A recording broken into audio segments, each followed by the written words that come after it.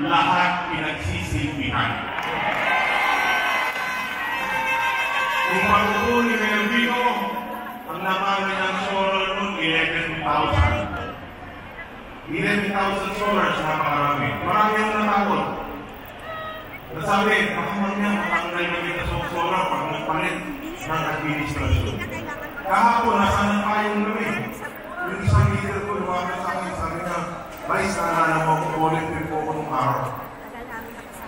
Nung ako tumakbo, nung 2007 bilang ngayon. Ang kanya ko noon ay scholar sa PLP. Pero nung nakalo tayo, tinanggal siya bilang scholar, hindi siya nakapagpapag.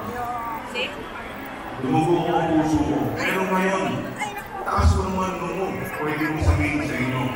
Mula sa 11,000 scholars ni Mayor Vico noong 2019, ngayon 25,000 scholars ako ang lungsod ng Pasig. At ito po ang ipagtanong ninyo, kung may nag-apply ng scholarship, meron pa rin nagtatanong sa kanila kung sino ba ay kakampi o kalaban ng administrasyon. Wala po ganun klase o politika sa lungsod ng Pasig. Inalis mo natin yan. Basta mga anak ninyo, kwalipikado, matatanggap nila ang benepisyo na dapat ibigay sa kanila. Malapit na po ang halala. Nagkalat po ang ayuda. Tama ba? Nagkalat ng bigas. Nagkalat ng grocery. Pati pera, nagkalat. Pero ang tanong ko sa inyo, meron mo kayong kailangan tao o pamilya na gumanda ang buhay dahil sa ayuda. At ang tanong, bakit ang ayuda dumadami pagpapalik naman ang eleksyon? Bagong eleksyon, meron ba ayuda? Ang pasigin, di ba? Magpapadala sa ayuda. Dahil alam ko, ang pasigin nyo, bitanan at hindi binibenta ang kanilang mga prinsipyo.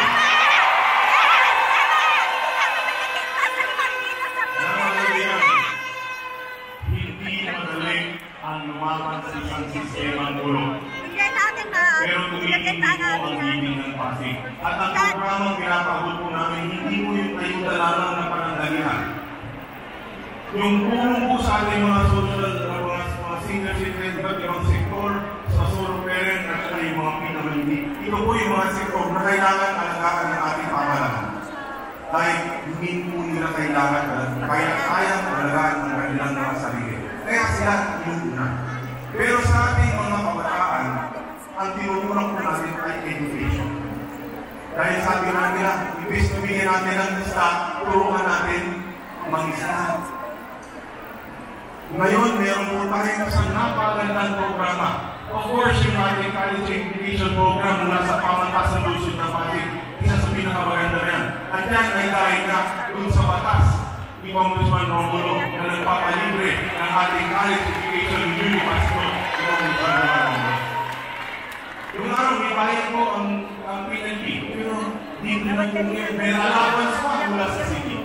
Ang problema natin, ang natatanggap ng ang capacity ng freshman na pumapasok sa PNP nasa 1,300 sa isang taon. Problema, 8,000 ang nag-graduate ng senior high school natin dito sa lungsod ng Pasig. So halos 5,000 kabataan hindi ko nabibigyan ng pagkakataon ng kabataan. Naisip ko namin ngayon na paano bibigyan ng pagkakataon ang mga batang ito na hindi nila kailangan maging pinakamatalino at pinakamataas ang inyong grado. Ang kailangan natin ay gusto ng mga bata mag-aral, magsipat, magtsaga. Dito ko nabigyan ng pagkakataon ang pag-asa scholarship program ng ating ito. Kung saan tinitindan ko ang binibigyan ng pagkakataon ng pinakamahihirap natin mga pamilya na makapag-aral ang kanilang mga anak na libre. Hindi po sa public school. Ito po ay isang private college scholarship program ng lungsod ng Pasig. Pasig Catholic College, Arellano University, at ngayon, nadadagdag pa po tayo ng mga accredited colleges natin. Ito na po ang panahon para mangarap natin tayo mga Pasigeno na yung mga anak natin pwede pong magtapos. Lagi po sinasabi, isipin ninyo kung inyong mga anak makapag-graduate ng nursing degree sa Arellano University o makapagtapos ng isang education degree sa Pasig Catholic College. Huwag niyo sasabihin na hindi magbabago ang buhay ng Pasigeno. Turuan na po natin ating mga anak makapag-aral. Mangarap ng pagtapos ng kolehiyo. At doon sa naman hindi, sabihin na natin, hindi sila college ready o hindi talaga sila ready para mag-aral ng kolehiyo. Yung tinuturo po ni Congressman Roman ang multiple pathways po. By next term, ang uunahin naman po natin ang isang pathway para sa technical vocational studies dito sa Luzon, Visayas. Bigyan natin pagkakataon ang mamamayan ng Pasig. Ang kabataan Pasigeno para kumanda at umayos ang buhay. Gamitin natin yung kamahalan ng ating lungsod para yanap ang buhay ng Pasigeno. Ito po ang pangarap ng dinig ng Pasig. Pero muli, hindi po namin kaya gawin ito kung hindi nyo muling ipapahiram ang inyong tiwala sa amin. 1, 4, 3. 1, Congressman Roman Romulo. 4, Mayor Vito Soto. 3, Vice Mayor Dr. Dorsey. I love you, Pasig. Stay loving.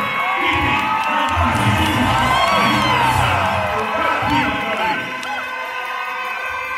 Maraming salamat, Vice Mayor Dr.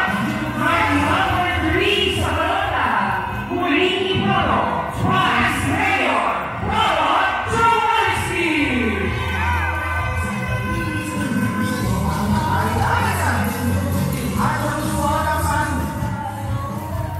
Ito na ang inaabang ng mga Pasigeno!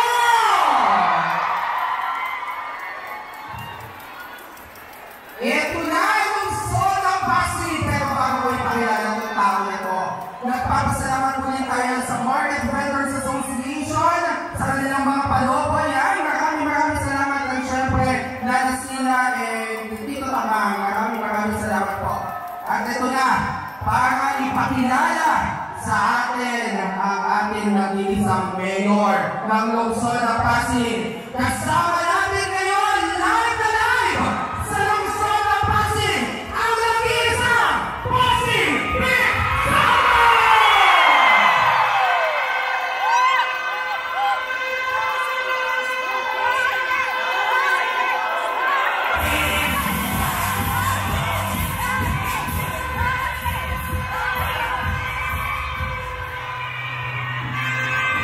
Hi, friends! Hi, number friends! Isang mapagpala, magandang umaga sa ating lahat. Ako po ay gusto ko lang bumati.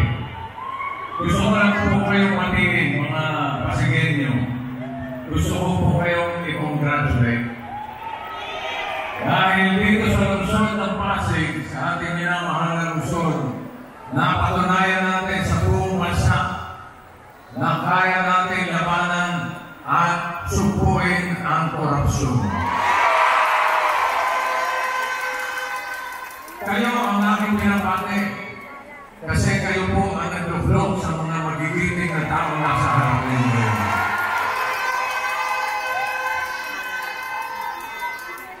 Kaya sa darating na ngayon, huwag na tayo bumalik sa makalumang style ng politika. Style na bulok. Politikang may panunuhol. Politikang may pananakot. Politikang puro kasinungalingan. Dito na po tayo sa makabagong politika dito sa Pasig. Sa katunayan, marami nang naiingit sa lungsod ng Pasig. Ang dami mo nakausap. Boss, sana sa Pasig ako nakatira. Next year, lilipat na ako ng Pasig. Kaya maganda ang takbo ng gobyerno ng Pasig. Ika nga yung tinatawag nila, pero usapan ng ating mga magigiting konsehal, vice mayor, congressman, yung good governance. Ano po ba yung good governance? Papaliwanag ko po sa inyo.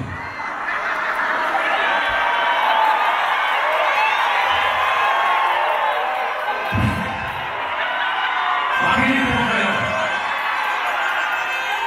Ang good governance ay governance na good. Pero kulang. Dito sa Pasig, hindi ang good governance. Gusto kong dagdagan ito. Very, very good governance. Kaya mag-ingat po tayo. Tayo po ay samahan natin ang dasal. Sa darating na Mayo, ipagpatuloy natin ang laban na nasimulan natin dito sa Pasig. Mabuhay kayo mga Pasigenyo. I am very proud of you. Ito na po, pakikilala ko po. Alam niyo naman siguro kung kanino nagmana. Kanino pa, ito si nanay. Ito na po, ang susunod na presidente ng Pilipinas.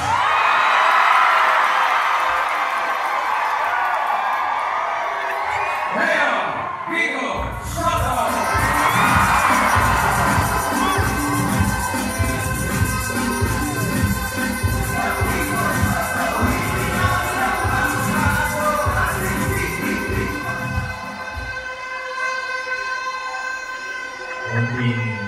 Kunting katahimikan na po.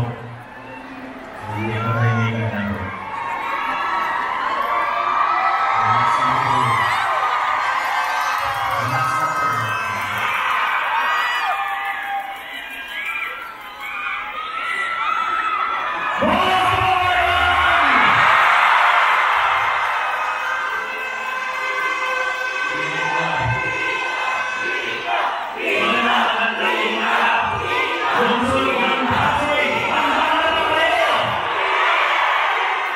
Yung mga nandito sa may likod, gising na gising po pa tayo.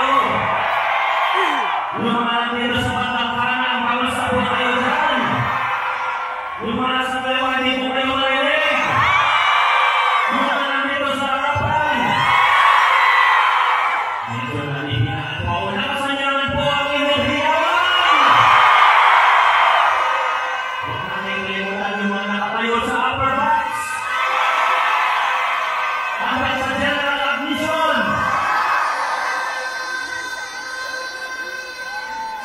Magandang umaga po sa ating mga nalungsod, sa lahat po ng mga kasama natin ngayon dito sa Mucha ng Pasig Mega Market. Salamat sa ating mga mahihinda, sa administration po natin dito, federation ng lahat ng mga samahan dahil pumayag po kayo na muli po dito gawin ang kick-off ng giting ng Pasig.